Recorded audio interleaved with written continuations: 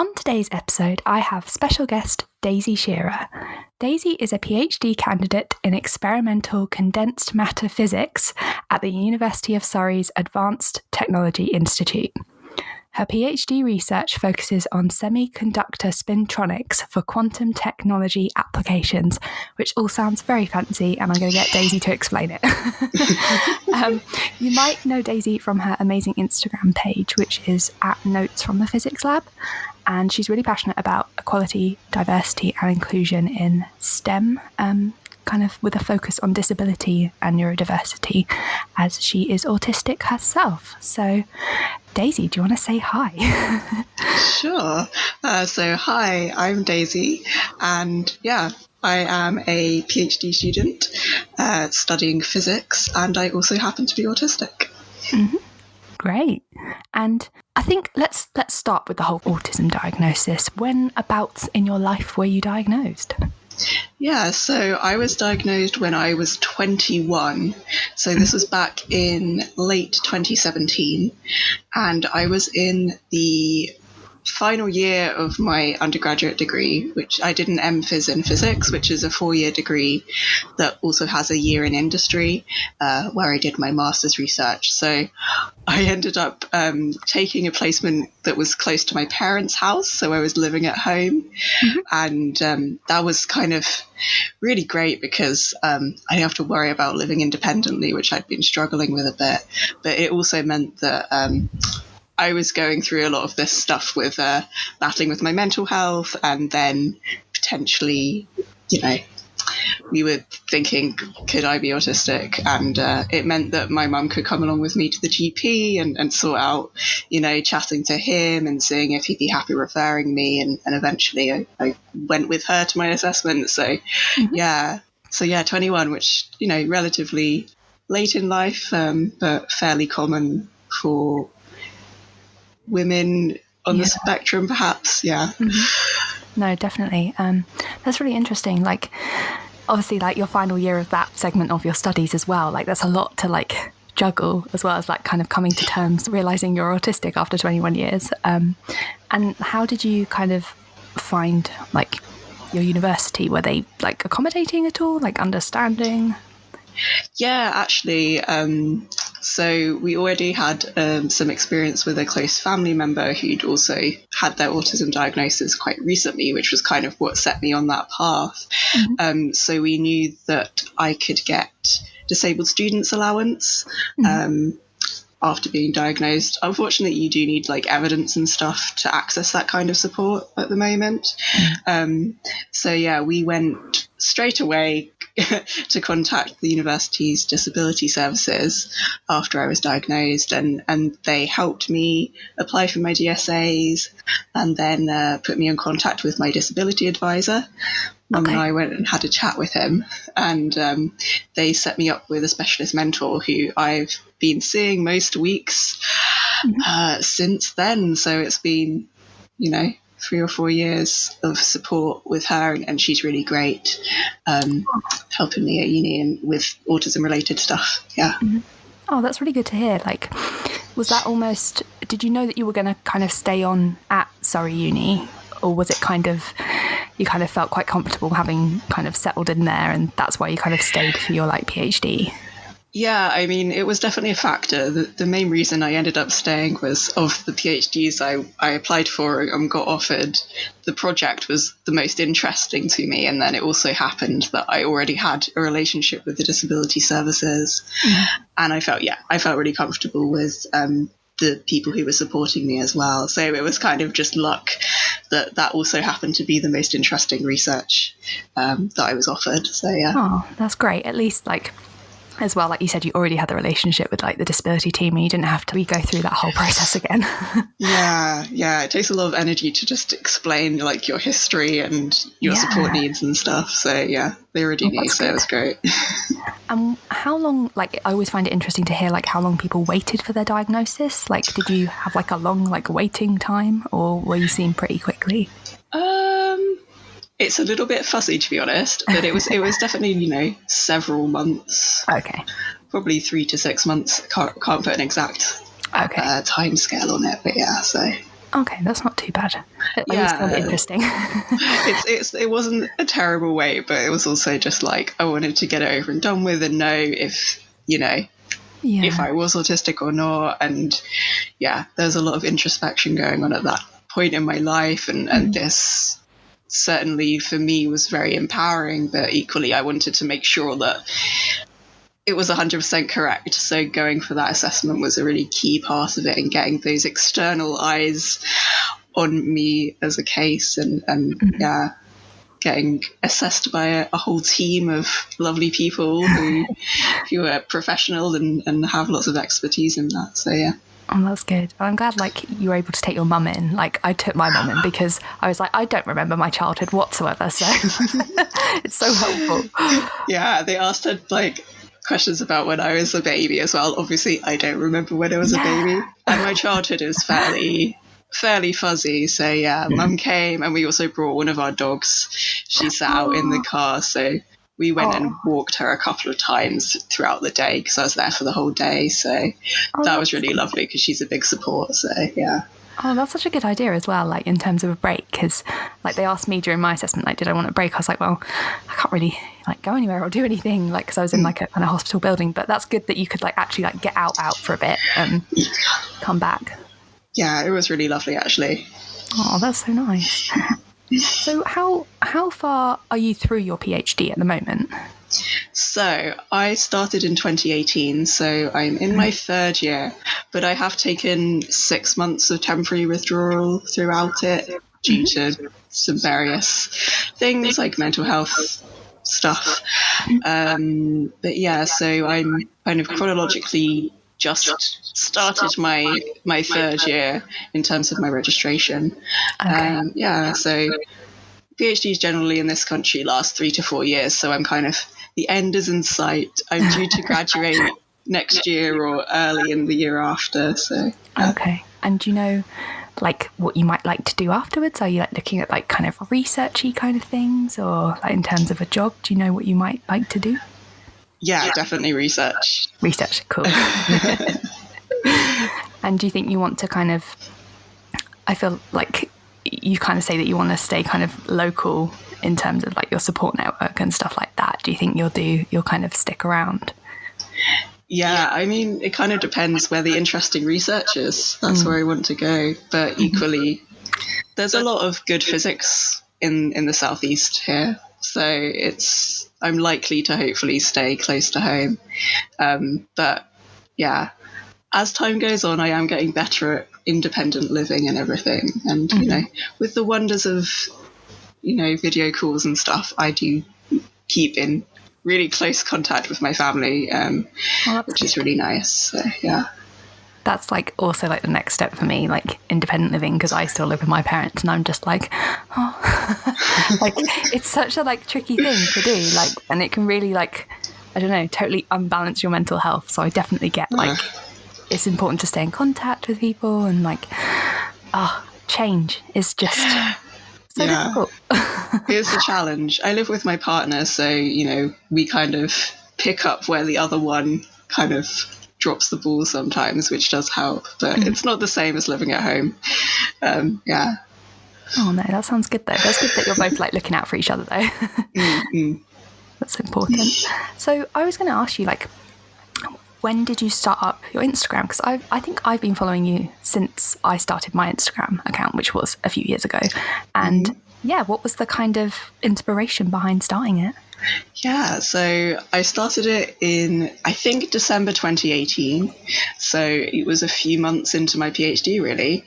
And I wanted to share some of what I was doing day to day, because not many people know what an experimental physics PhD student would do day to day. And it was kind of intended for, my family and friends to be able to show them hey, you ask what I do every day, here's some pictures and some information about it all. But it kind of took off a little bit, and I've had a lot of interest in it. But as well as talking about physics and my research, it's kind of become a bit of an outlet to discuss lots of topics to do with my sort of life in general, really. So obviously being autistic is a big part of my lived experience. So I do touch on those topics in my blog and on Instagram because they're important. And I think talking about our stories is key to more acceptance and more understanding. And I certainly know that it's helped some of my colleagues understand a bit better how I function.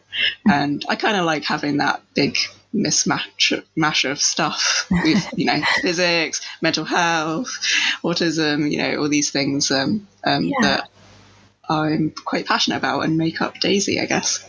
Yeah, I think it's really interesting to see, because a lot of people I follow on Instagram, you kind of see just sort of the personal side, but actually with you can see the professional side and the you studying as well as someone who's autistic, and it's really interesting to see your process and just you working in the labs and things like that, and I don't know, just all the stuff like you say that makes up Daisy and what you're passionate about. And it's really interesting to see behind the scenes of your kind of studying, because when you just say what you do, people are like, oh, okay.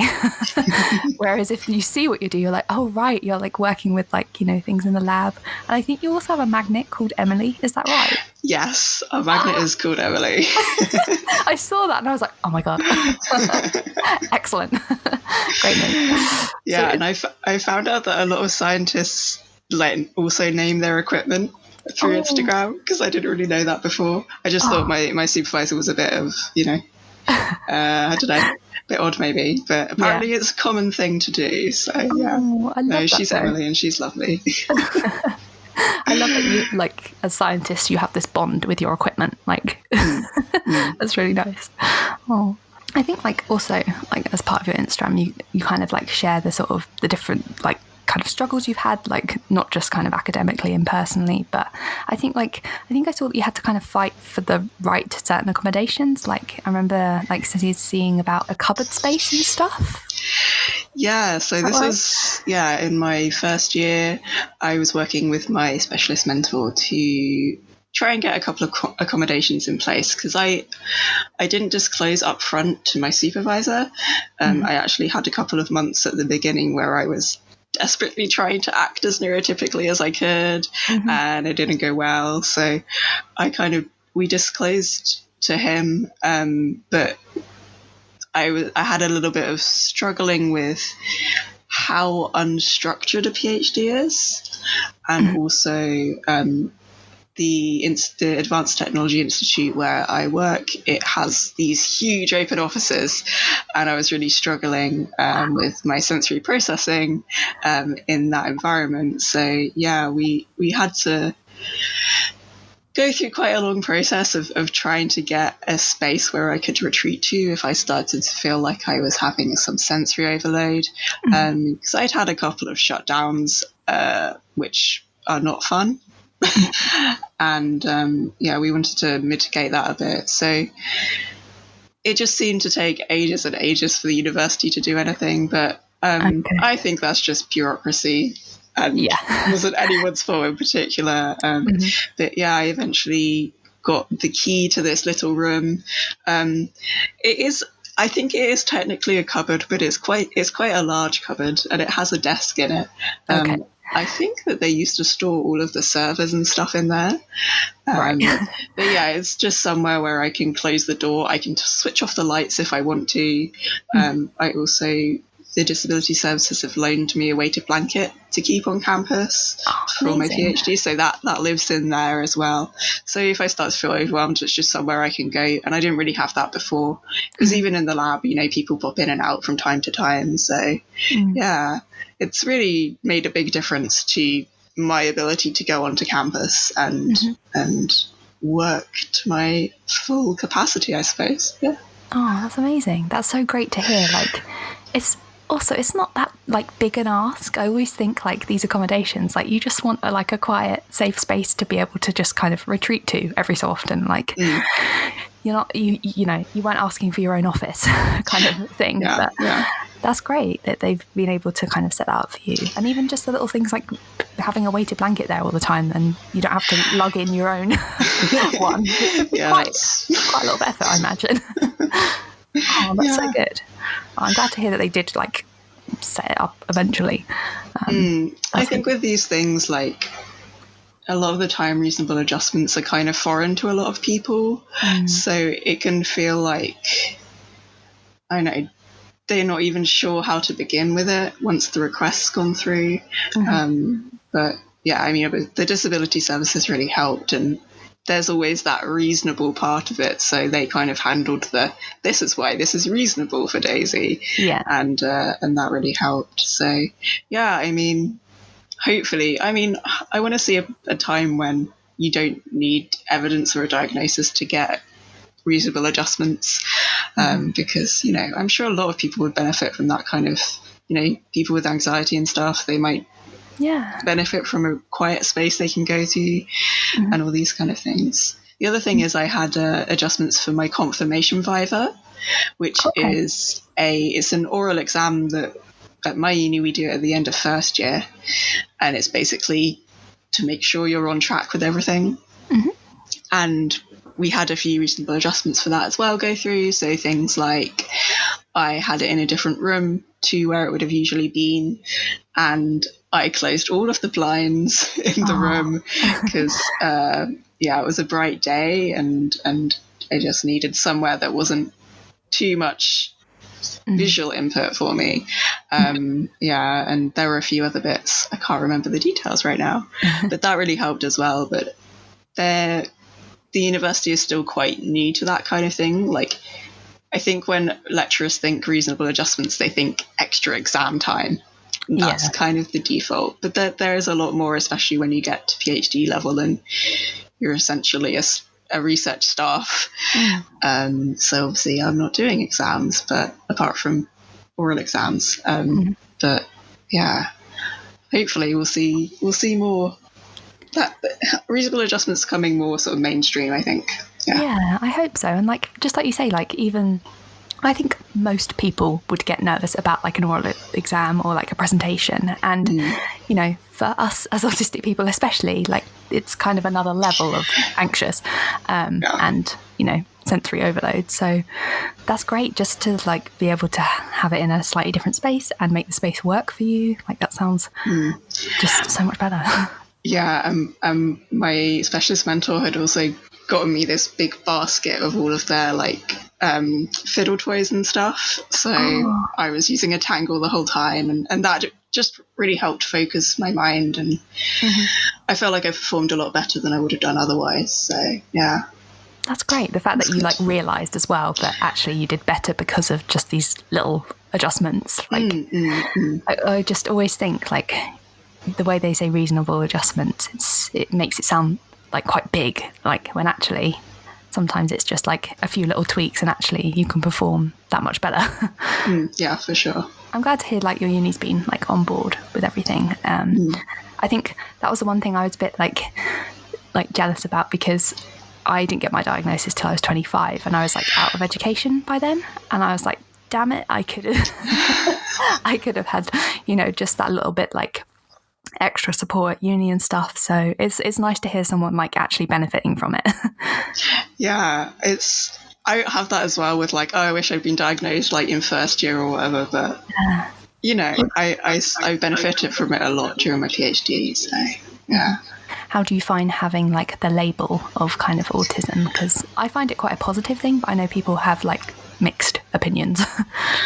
Yeah, I mean, it's taken me years to kind of process my diagnosis and kind of own it. But I do like the word autistic. I find it really useful in terms of my identity and connecting with other autistic people. I think there is still stigma there. Like when I disclosed to my supervisor, I definitely think his perception of me changed, even though I haven't changed at all. And there's definitely sometimes, you know, it's challenging to explain what autism actually looks like versus what the stereotype looks like. And that's always, you know, continuously self-advocating and educating on it. But yeah, for me, it's definitely a positive thing in my life, I think. That's good. Partially why I do so much work, sort of yelling about it whenever I can. No, I think it's really good, like all the outreach stuff that you do, and like even like we can talk about your other Instagram account, which is at neurodivergent in STEM. Like, do you want to explain how, like, the kind of idea behind that as well? Yeah, sure. So this definitely came out with my own experience and not having any autistic role models in physics. Yeah, and especially autistic women in physics who I could look up to and kind of, identify with. And I thought that was kind of missing. It was kind of inspired. There's a lot of these kind of projects going on in STEM at the moment, which is amazing. Things like 500 queer scientists and things, where we basically spotlight people with a certain identity within STEM. So STEM is science, technology, engineering, and mathematics. So I sit in the science, possibly the technology and engineering as well, because I'm pretty sort of multidisciplinary in my work, even though I'm a physicist through and through. So I just wanted to make a place where, I could share the stories of other neurodivergent people in STEM fields and help make connections between us, and also raise awareness and acceptance around neurodiversity. And I wanted it to be not just autism, because I know that there's, neurodiversity is such a beautiful thing, I think, the paradigm. And I wanted to shine the spotlight on other people as well. So people with ADHD, dyslexia, dyspraxia, all those kind of things. And it was important to me to stick with the neurodivergent label, I think, because I'm aware that some neurodivergent people don't identify as disabled. So I wanted it to be a space where those people felt that they could share as well. I identify as disabled because I find my autism quite disabling at times living in this society. But yeah, I just wanted it to be nice and open. So we basically have a website where we share these little self-submitted profiles, and they're just about people's background, what they study, or what their research is in. And then if they want to, they can talk about their form of neurodiversity and how it kind of interlinks with their work or with themselves. But there's no pressure at all to announce what your diagnosis is. It's more of a, if you want to, you can do that. So yeah, and then we put them out on Instagram as well, as you said, and we also have a Twitter and a Facebook. And on Facebook as well, we have a group which people can join to connect with others in their field who are neurodivergent, or other people nearby geographically as well. So it's all about making connections and sharing people's stories. So I think it's so important. Yeah. Oh, that's amazing. I didn't realise that you had the Facebook group as well. I'll make sure to put like all the kind of links in the show notes for for all your links. Yeah. That's really interesting though. Like, I don't know, just to kind of find that sense of community within like STEM, like as you said. And I find it really interesting. Like I'm a designer. I'm not necessarily in the like STEM field, but I find it really interesting to hear from, like you said, like people from all like walks of life, and literally like worldwide we're talking.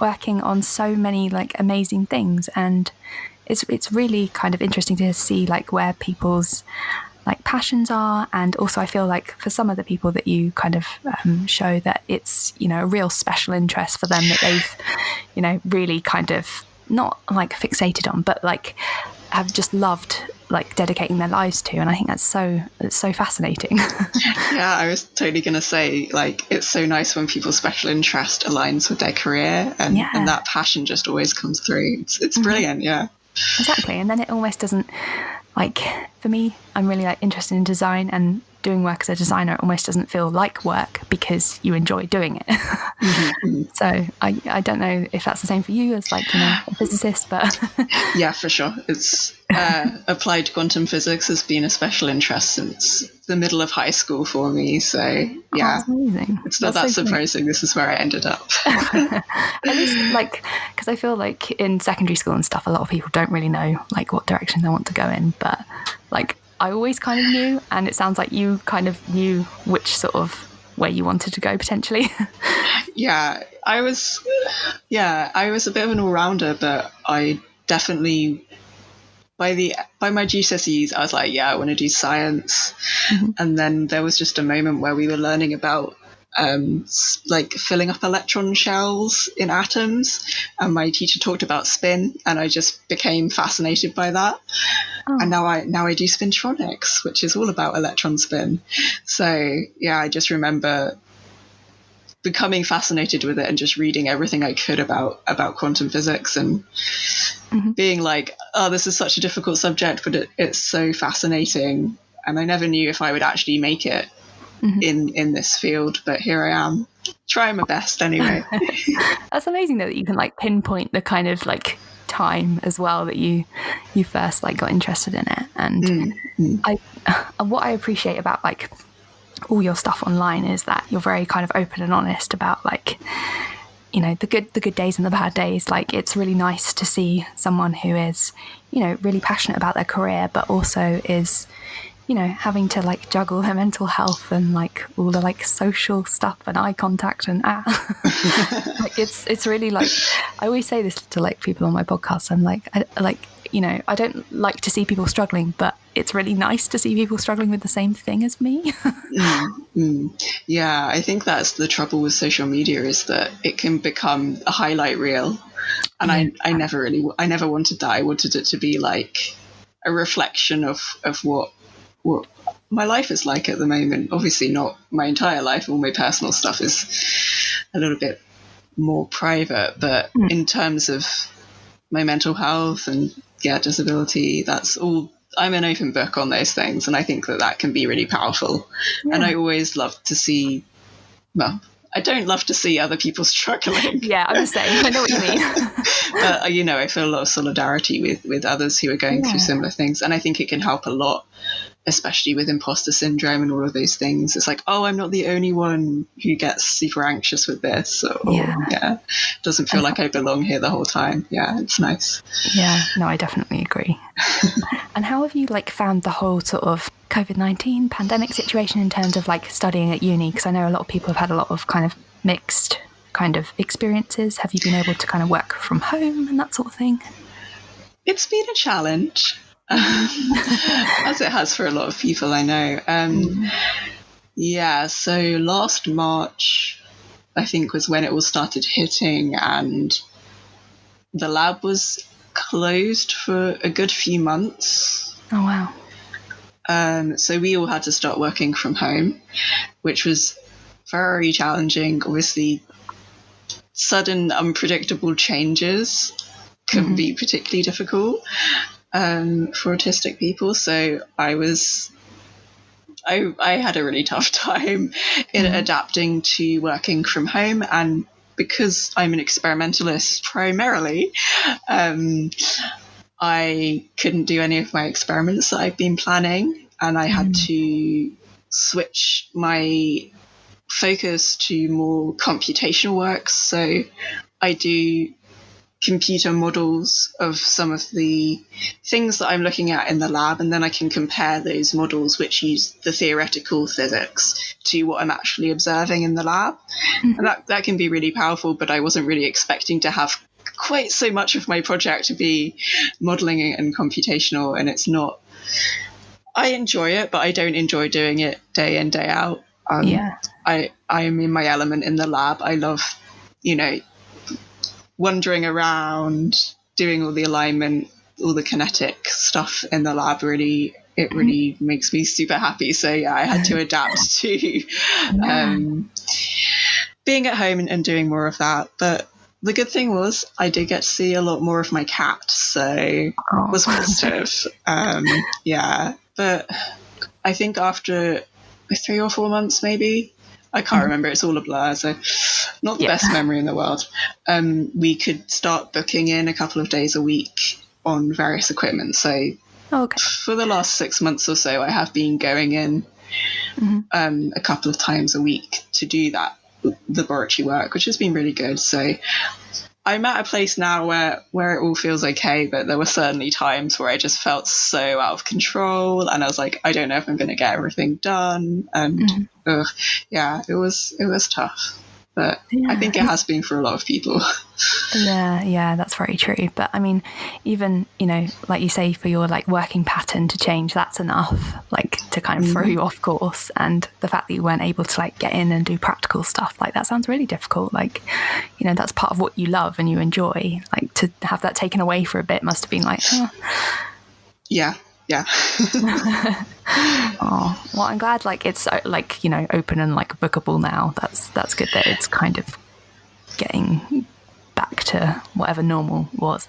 Yeah, it's still really weird because you have to wear your mask when you go in, and then everybody sort of has to stand back to let people through in the corridor, and yeah, we have to do COVID tests once a week just to make sure that we're clear and aren't going to spread it around at all. So I also had to get used to doing that as well, because that's really weird, sticking a swab up your nose and things. Yeah, I was going to say, like, sensory-wise, how do you find like doing COVID tests and masks and that sort of thing? Because I know how difficult it is to tolerate a mask.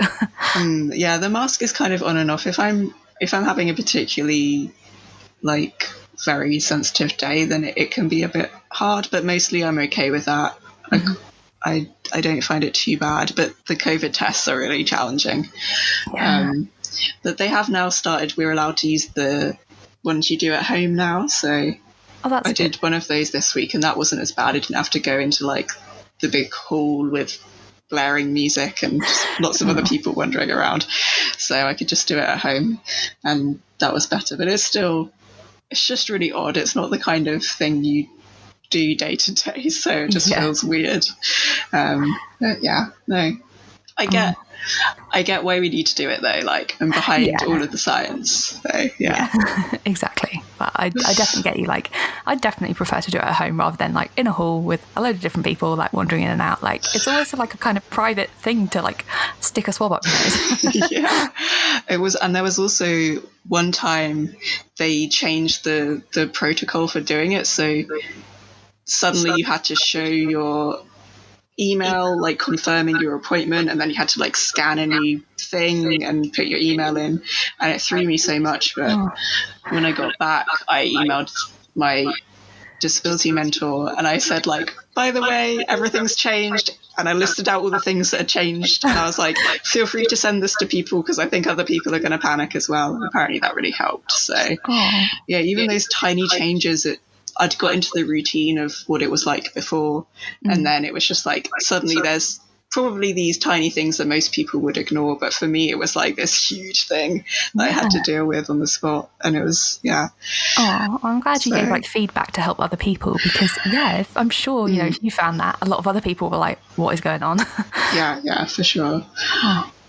That's so tricky. And so have you like managed to find time to kind of, whilst like working remotely and stuff like that, to kind of delve into other special interests and like hobbies and stuff? Like, I feel like you do a lot of knitting. Is that right? I do a lot of knitting.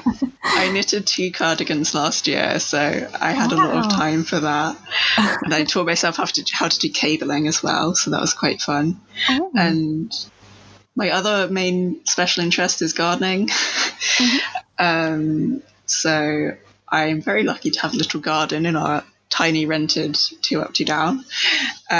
So I did manage to spend quite a bit of time out in the garden, at least during the summertime. Over the winter, not so much, but things are starting to get going now. I've been enjoying the tulips recently. They've been looking lovely. So lots of gardening, lots of knitting, and reading as well. That's always something I like to do a lot. So and trying to make time for those special interests and having that downtime is something I talk with my mentor about a lot, and how important it is for recharging, and just helping combat the day-to-day like overwhelm of everything. No, I agree. And also it's so difficult, like if you are working at home, to like almost set those boundaries. Like, if you're working in, like I work in my bedroom, like it's so difficult to know when to like stop and start the day. And like, whereas if you're out like on campus or at an office, you kind of know the timings of the day. Whereas you kind of have to make your own schedule and stuff like that. And like you say, like you don't want to get burnt out by like overworking, but it's hard to know. Yeah, I definitely find that challenging as well. But we recently moved my desk into another room, and that's helped a lot. Having like a separate space that isn't my bedroom. Yeah. But yeah, it's so hard to switch off as well, because when I have to commute in, it's like the commuting time is my time when I process everything, and then I can switch myself off on work to relax in the evening. But I don't have that working from home. Although working from home, I do find I'm much more productive. I think there's a lot of sensory aspects that are much more in my control at home. So there's, there's pros and cons. Yeah. Like my partner is so good at switching off from work. I find it amazing. I'm very jealous. I just know that the laptop's there, and it's like, oh, but I could turn it on and be back at work. Yeah, exactly. It's too close. But it's interesting, like what you say, like there's definitely like pros and cons, like working from home, and especially if you've got like family or like a partner around, like you don't want to get like, I don't know, like in the way and stuff, like you don't want to be there like 24/7. But like exactly what you said about like I usually work in an open plan office when it's not pandemic times, but I think people just don't realize the amount of like sensory like hell an open plan office can be, and like everyone eating their lunch and everyone chatting at their desk and people coming in on bikes and hanging up their fluorescent jackets. It's like people Yeah. I think, the thing about open plan is as well, I think it's challenging even for neurotypical people. So let alone us trying to manage everything and all these inputs and stuff. I don't know. I hope they go away soon, because I don't think they're helpful for anyone. But, Yeah, so do I. I think I get like it packs a lot of people in one space, but it's not efficient. productive. Yeah, it's efficient, but it's not like a productive space. For sure. Yeah, I'm with you on that. So is there anything else that you wanted to mention that we hadn't? I think you have like a little blog going on as well. Yeah, my blog is notesfromthephysicsLab.com. It's kind of an extension of my Instagram. So like I said, I've been microblogging, I like to call it, on Instagram since about December 2018. But the blog's a bit more recent, and that's to do some longer form writing, because you have that character limit that you can't go over on Instagram. And I am an incredibly verbose person, so I like to use more words. But yeah, so the blog is starting to get going. I find it a bit hard to find the time to do it, but there's a few bits on there about PhD life and some other things. It's essentially my Instagram, but more wordy. More long form. Nice. Yeah. I do have a YouTube channel, but I haven't posted since June. Fair enough. I am hoping to start doing that a bit more, maybe when I'm in the write-up stage of my PhD. So yeah, that's Notes from the Physics Lab as well, trying to stay on brand there. Nice. And there's some good videos, yeah. Oh, thank you. I think like there's a really good mix of like, you talking about like your PhD, but also like autism as well. So I think people should go check it out, despite the fact you haven't, uploaded for a bit. There's still like some good content out there. Oh, thanks. Yeah. It's there if people want to watch it. Apart from that, I do some science writing outside of my blog. So I've done a few articles for Physics World and a site called Massive Science, because I enjoy doing kind of translating physics for lay people. That's very much based in the physics world, though, rather than anything equality, diversity and inclusion. But yeah, no, that's pretty much everything I do, I think. I mean, that's a lot of things. That's enough to keep you busy. Yeah. I like to keep busy, Yeah, I'm with you on that. It keeps you kind of like distracted, but also just kind of motivated as well. For sure. Oh, that's good. Oh, well, it's been really nice to chat to you. I can't believe we've been chatting for like 40 minutes already. It's gone so quick. It has. I always say that. always like, oh, it's gone so quick. But yeah, I'll pop all your links to everything that you've mentioned in the show notes. And yeah, hopefully people will have enjoyed this episode. Thank you for having me. It's been really lovely to talk to you. No worries. I really appreciate it. And as someone that I've like followed online, it's really nice to like almost like put a voice to a name. Yeah. Like, I've seen your videos, obviously, but it's just nice to chat. Yeah, I'm a real human, She exists. It's all good. Well, thank you again. And yeah, hopefully I'll be back with another podcast soon. So yeah, did you want to say bye? Bye.